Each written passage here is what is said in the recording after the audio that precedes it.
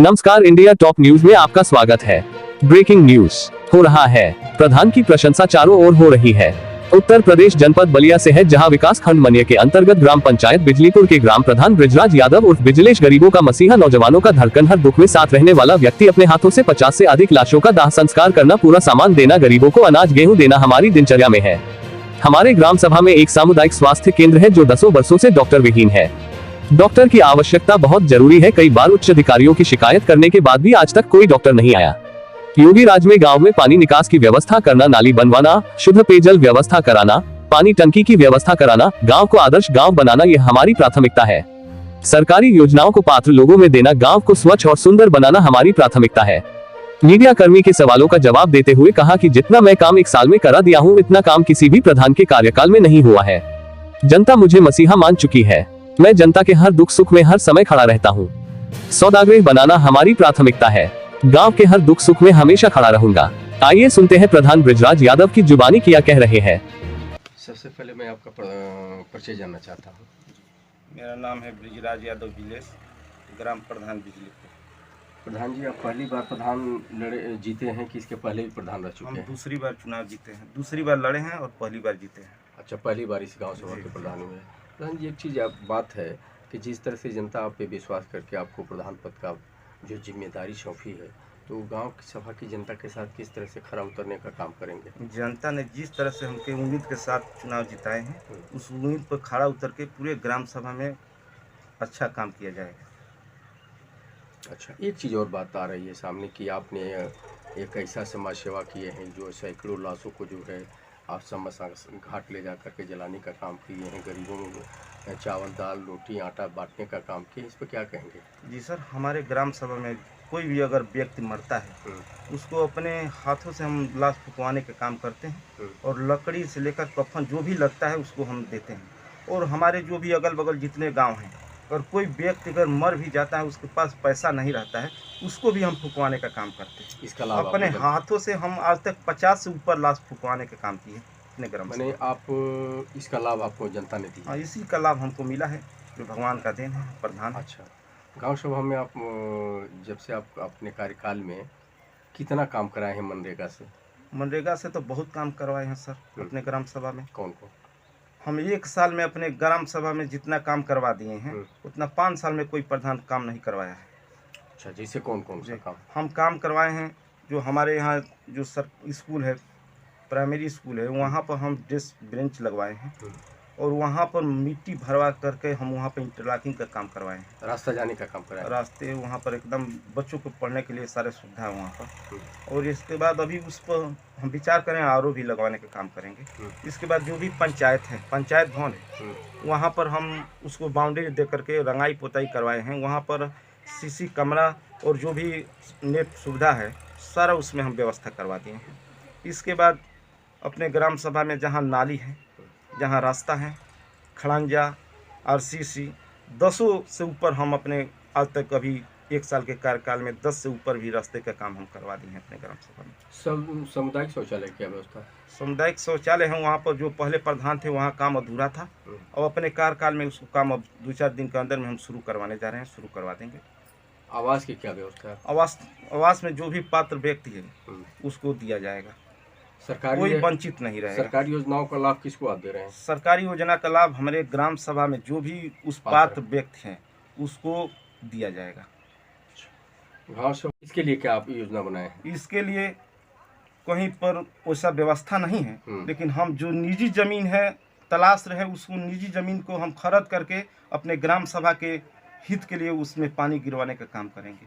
अच्छा, स्वच्छ और सुंदर का बनाने का गांव को सपना 5 साल के कार्यकाल में अपने ग्राम सभा, हमारे ग्राम सभा बिजलीपुर को ऐसा बनाएंगे कि 5 साल कार्यकाल में जनता देख लेगी कि हाँ, जो 15 साल विकास किए हैं, 5 साल में हम क्या विकास कर रहे हैं। ये मन आपके मन में आया कैसे? हम पहले से ही सोच लिए कि हम एक प्रधानी का चुनाव लड़े, प्रधानी के चुनाव लड़ गए। इसके बाद हम कुछ वोटों से हार गए। इसके बाद हमें मन में ऐसा विचार आया कि हम आज ना कल प्रधान बनेंगे। इसी भावना से हम अपने ग्राम सभा में सेवा करने लगे। आजीवन सेवा करेंगे, प्रधान रहेंगे या नहीं रहेंगे, जो भी मरेंगे हमारे ग्राम सभा में उसको लाश फुकवाने का काम करेंगे। जो भी क्षेत्र के इससे समस्या आएगी उसको भी फुकवाने का काम करेंगे, आजीवन सेवा करेंगे। प्रधान जी, एक चीज़ है बड़ी अच्छी आपने दिल में सोची है कि मैं आजीवन इस गांव सभा का सेवा करूंगा, समाज का सेवा करूंगा। आज उसका लाभ जनता आपको दे भी रही है, लेकिन आज 5 साल में जिस तरह से अगर आप अभी कहे हैं कि नाली की समस्या और पानी निकास की समस्या हमारे गांव में पहला प्राथमिकता है जी। लेकिन इस पे जो है अब तक कहीं ज़मीन नहीं है जहां ना कहीं पानी निकासी की व्यवस्था है। अगर ज़मीन कहीं मिलती है तो आप निजी पैसे से, निजी फंड से खरीद करके पानी इकट्ठा करके लोगों का पानी बहवाने का काम करेंगे। जी। लेकिन आप एक चीज़ मैं जानना चाहता हूं, अंतिम सवाल आपसे है कि स्वास्थ्य और सड़क और शिक्षा की व्यवस्था आपके गांव सभा में कैसी है? शिक्षा की व्यवस्था तो पहले बहुत गड़बड़ थी और उसको हम सुधारने में लगे हैं। हाँ, उसको सुधार देंगे। कोटेदार की क्या व्यवस्था है यहाँ? कोटेदार तो हमारे यहाँ ठीक है, अच्छे से राशन बांट रहे हैं। अगर जिस दिन गड़बड़ करेंगे हम वहाँ पर धरना कर देंगे। अच्छा, और कुछ गांव के बारे में बताएंगे क्या आप?